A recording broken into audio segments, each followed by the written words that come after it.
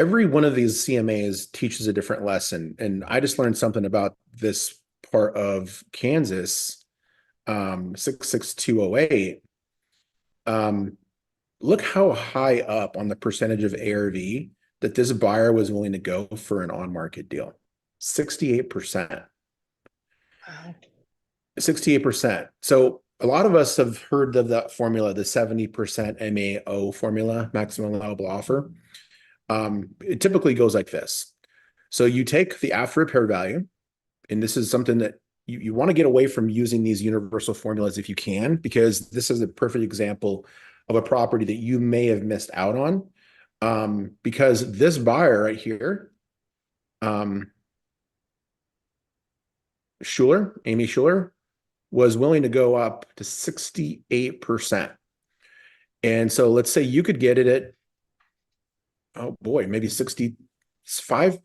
There's a 3% margin there that you could have as an assignment fee. Mm. So this property sold for 413,000. Okay, so let's just apply the 70% MAO formula to this.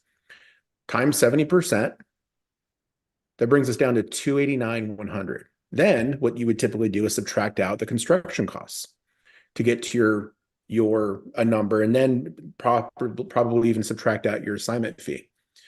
So this property is, let's see, it's 1,000 square feet. So let's just say it was what, $40 a square foot, Corian, on the construction cost, Oh yeah, maybe it's about where 50, I'd land. 60. Let's just say, okay, let's say 50. So that'd be $50,000 construction budget for this house.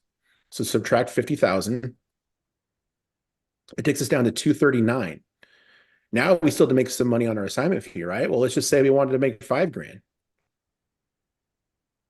So if you were using the MAO formula and you came across this property, you would have offered 234,000, whereas Amy was willing to go up to 280,000, Mm. $50,000 more than what you would expect a buyer to pay. And this is where that local market education becomes so important, and understanding what the buyers on the ground in that market are willing to do, because we would have all missed this deal if we hadn't learned what Amy was willing to pay for it. Hmm. I love that quick, quick and dirty breakdown in terms of how to catch potential. Because let's say you already had the in with this seller or this agent. They came to you with it first, right before they took it to market, and you were able to lock it up at a 235 or a 240, and you knew that Amy was interested in paying a 280. Well, you just made yourself more than $5,000 on a wholesale fee, that's for sure.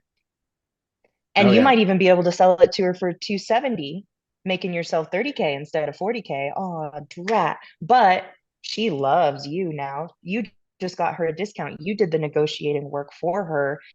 So believe me, she'll be back for more. And that's kind of the beauty of it is knowing these numbers, knowing the data is what helps you just skyrocket in the game because it's both that data and that relationship. So it's a little bit of both.